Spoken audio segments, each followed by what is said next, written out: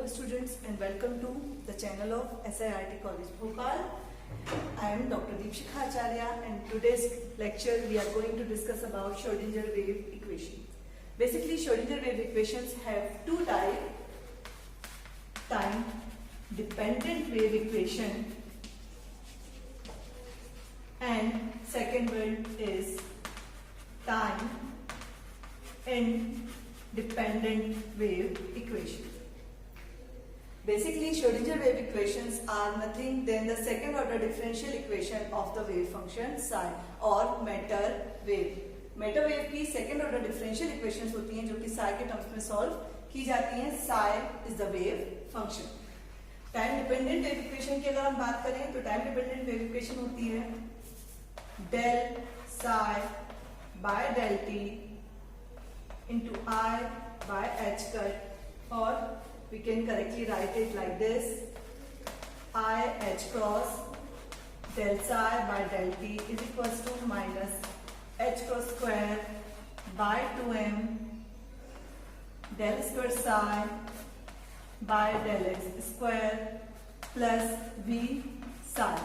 Here h cross is equals to h Planck constant by 2 pi, so it is in another constant which relate with the Planck constant. Psi, as I told you, wave function m mass of the microscopic particle and v is the potential energy of the particle.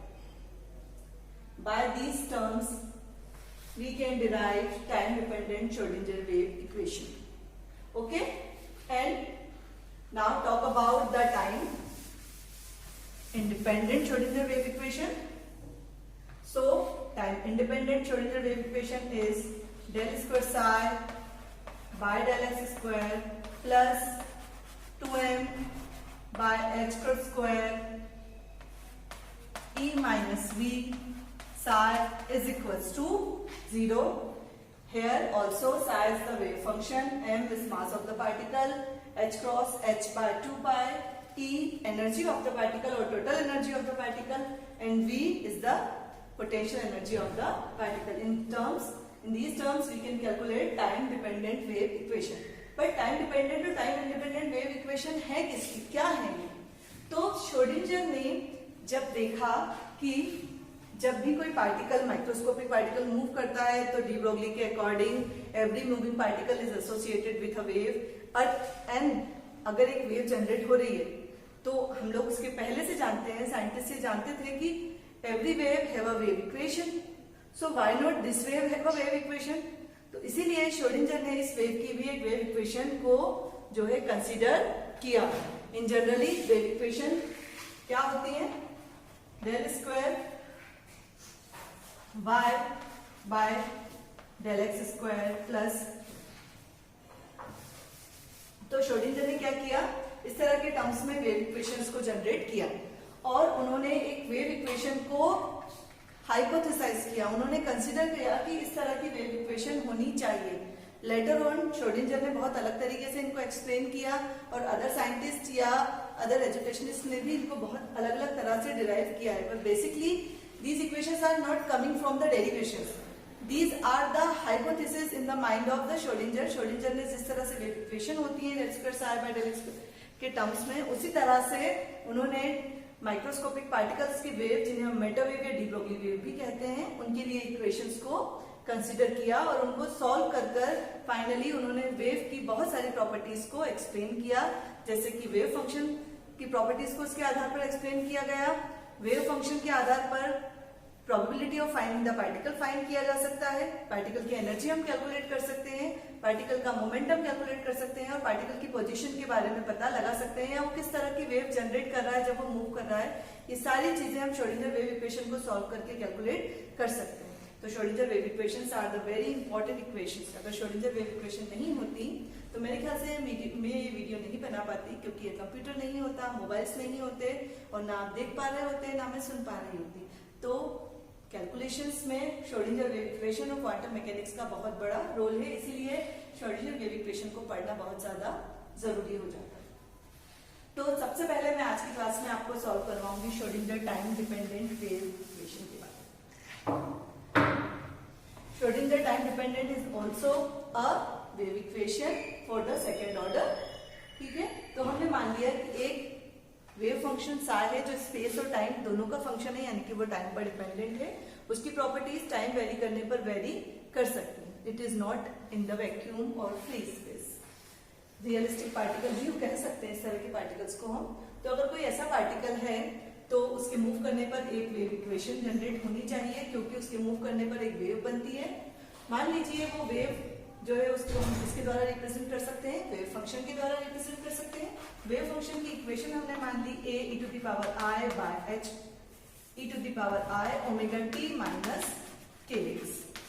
यहाँ पर omega और के को हम energy और momentum के terms में change करेंगे, क्योंकि पार्टिकल की केस में एनर्जी और मोमेंटम बहुत ज्यादा इंपॉर्टेंट रोल प्ले करते हैं। तो हम इसको कन्वर्ट करेंगे तो a e to the power i by h cross et minus px, ये इस इक्वेशन का फॉर्म हो जाए। अब इस इक्वेशन को हम सॉल्व करेंगे और इसके आधार पर Schrodinger time dependent wave equation को जनरेट कर सकते हैं।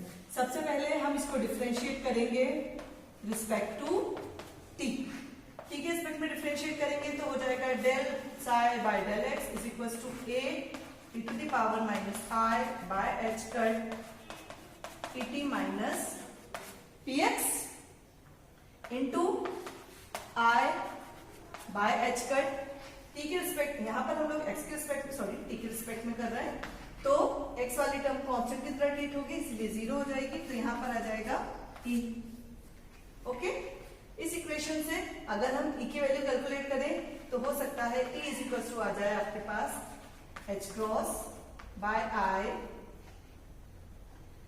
इस पूरी टर्म की ये वाली जो टर्म हम इसको लिख सकते हैं psi, it is equivalent to Sai.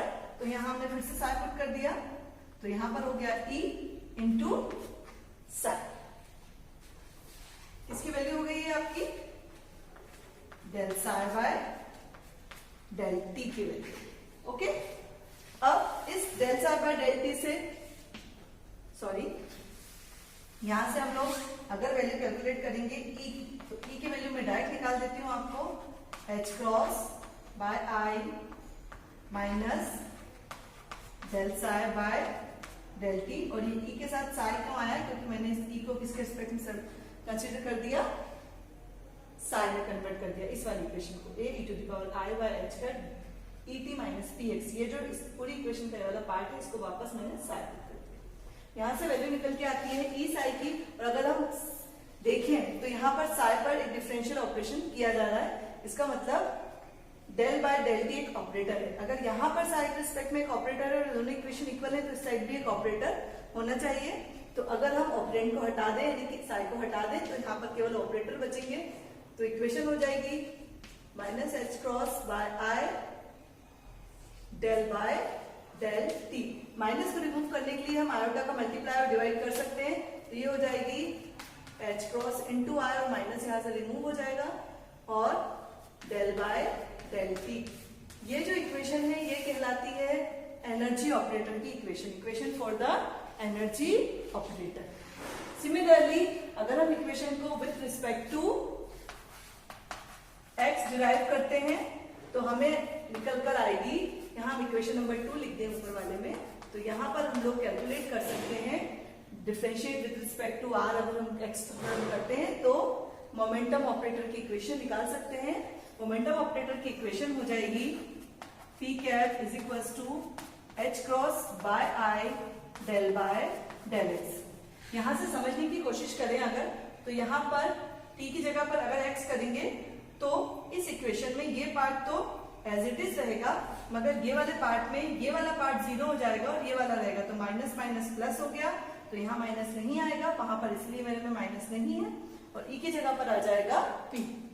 और हम इसको इधर से उधर लेकर जाएंगे, सॉरी थोड़ा सा कंसिडर करेंगे, तो क्या हो जाएगा p cap is equal to h cross by i del by del x। This is the equation for momentum operator, this is for energy operator and this is for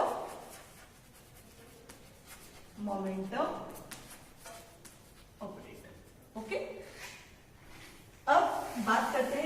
dependent कैसे derive करना है?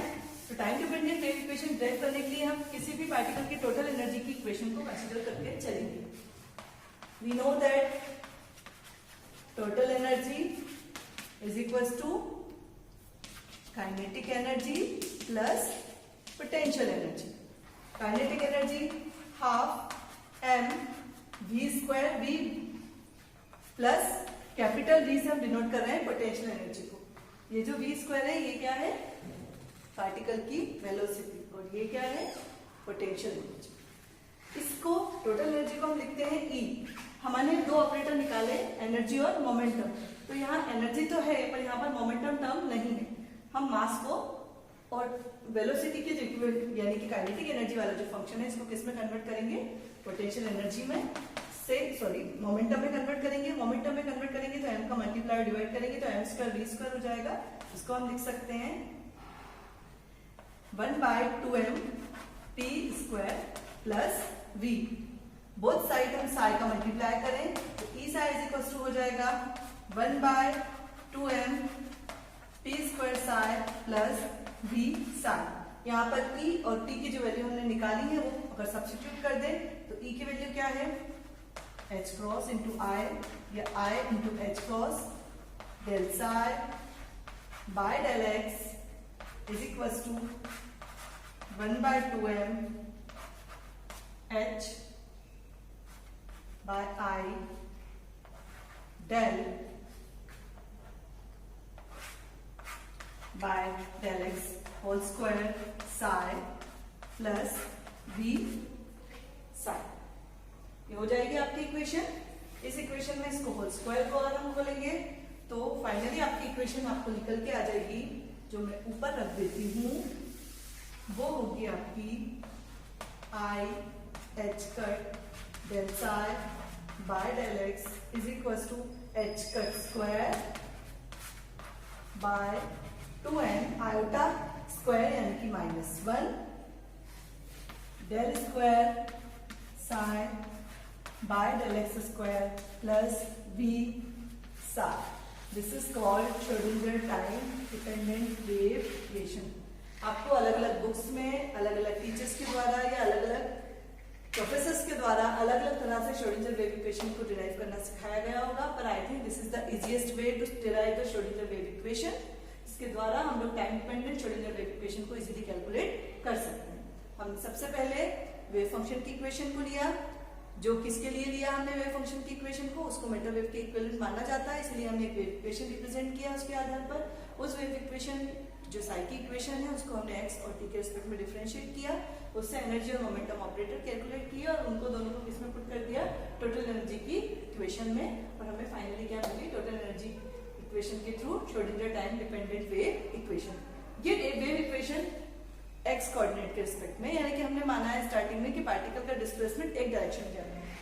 इसको अगर हम 3 dimensions की बात करते हैं, क्योंकि वाइब्रेशंस हमेशा स्मॉल पार्टिकल्स के 3 डायमेंशनल होते हैं, तो अगर 3 डायमेंशन की बात करते हैं तो इक्वेशन हो जाएगी I h cut del by del x del by del t is equals to h cross square by 2m by del x square into यहाँ पर हो जाएगा ये del square psi plus v psi. ये जो del square है ये कहलाता है लैप्लाशियन ऑपरेटर, जो है del by del x square plus del square by del y square plus del square by del z square. This is the second order differential operator which is called Laplace operator. और इसके आधार पर हम 3 dimension में या 3D में Schrodinger wave equation को calculate कर सकते हैं. Okay student, take care, good day.